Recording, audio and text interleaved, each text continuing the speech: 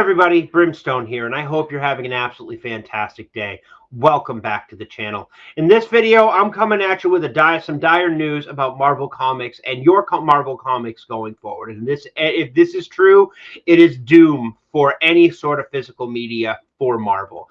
And honestly, with the way things going, it wouldn't surprise me if this is actually what they're doing. But before we get into this article, if you like what you're hearing, you want comic news and reviews of new and old, low-key pop culture stuff that might not hit those bigger channels, please hit that like and hit that sub button. Share this video out there, and let's get into this article.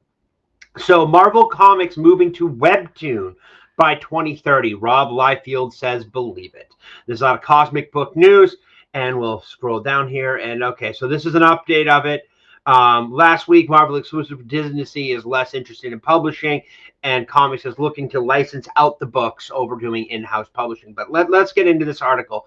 Marvel publishing to Webtoon by 2030. Fandom Pulse reports that the comic book industry insider tells that Disney is planning to phase out Marvel's in-house publishing operation and move it to an online Webtoon. Their source says that Marvel will be phasing out their publishing Webtoon by 2030 while hedging the timeline. Has an approximate. Worth noting, Fandom Pulse pointed out that they are hearing matches.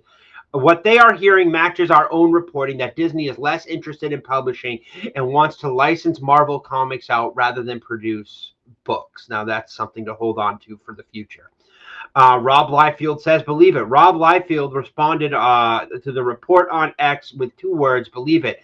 That weight carries. Liefeld, co-creator of Deadpool and Cable, launched X-Force in one of the best-selling 90s comics, co-founded Image Comics, and spent decades in and around Marvel. He is not confirming the report, but when someone that hired into business responds, you listen. Yes, Rob Liefeld may be a little out there, but it's believable. But he is someone to listen to. Webtoon pipeline is already built. Here's why the 2030 claims is not as wild as it sounds. The infrastructure for exactly this move already exists, and it's all on the record. In August 2025, Disney and Webtoon announced a multi-year deal, bringing around 100 comics from Disney, Marvel, 20th Century Studios, and Star Wars brands to Webtoon vertical scrolling format, along with the brand new original webcomic series. A month later, it got much bigger. Disney announced an all-new digital comics platform with 3,500 titles and built and operated by Webtoon, positioned as an expansion of the Marvel Unlimited. Disney also moved to take 2% equity stake in Webtoon Entertainment. And as of January, the agreement is finalized, the stake is locked in, and Disney's entire comics operation is wired to Webtoon platform right now.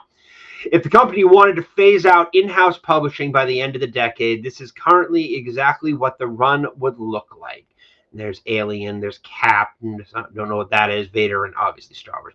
Dan Buckley said the quiet part out loud. Here it is.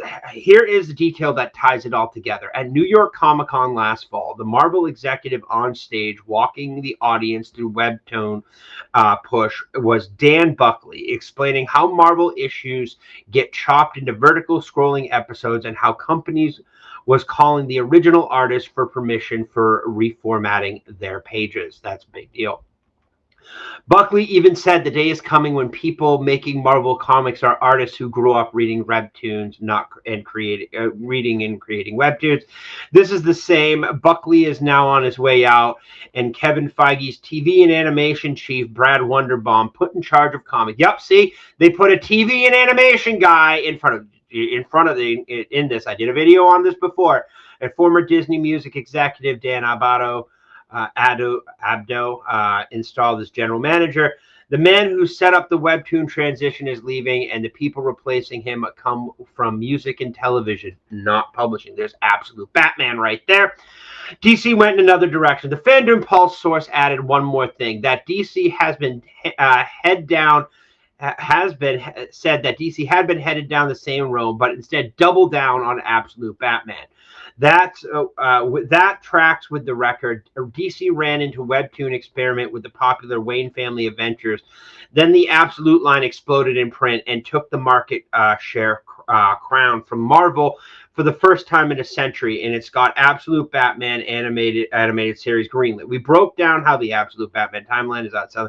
So one publisher looked at Webtoons and decided the future. Okay, so this is definitely the end of an era. Marvel has been publishing in an operation since 1939, back when it was Timely Comics. If these insiders are right, the in-house era ends within 4 years, and the physical Marvel comics that we all know are nearly a century goes with it.